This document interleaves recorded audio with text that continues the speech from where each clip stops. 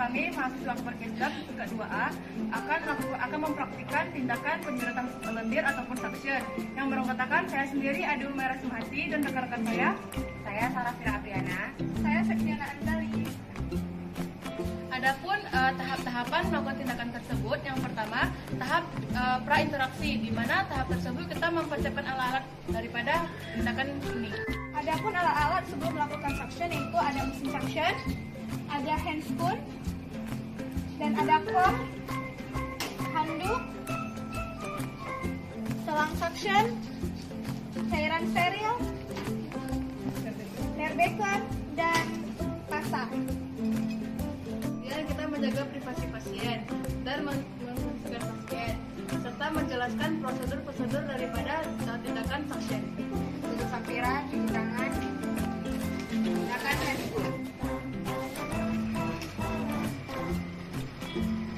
Kemudian posisikan pasien dengan kepala lebih rendah daripada tubuh pasien. Ini ya Bapak, maaf ya Pak.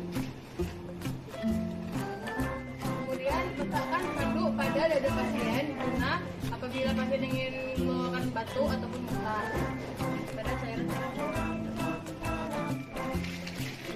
Kami gunakan ini adalah mesin manual, di mana mesin ini bisa dibawa-bawa kemana saja. Namun apabila di lapangan ataupun di rumah sakit, mesin tersebut sudah memang terpasang di dinding pasien dekat tabung oksigen. Kemudian hidupkan mesin suction dengan tekanan 90 sampai 110 mm air raksa. Hubungkan selang suction pada mesin suction. Kemudian dekatkan comb yang berisi cairan steril dan nerbekan pada pasien.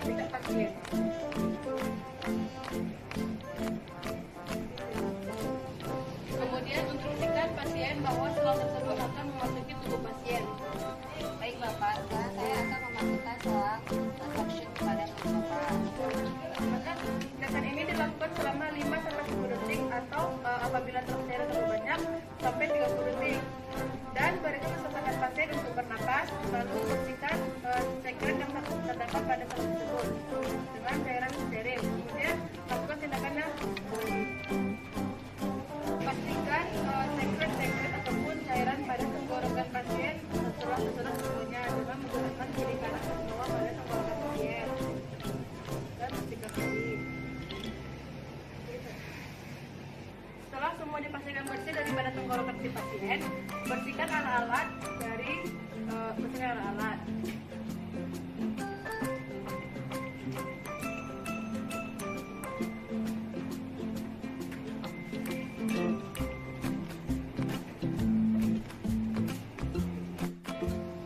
Maaf ya Pak.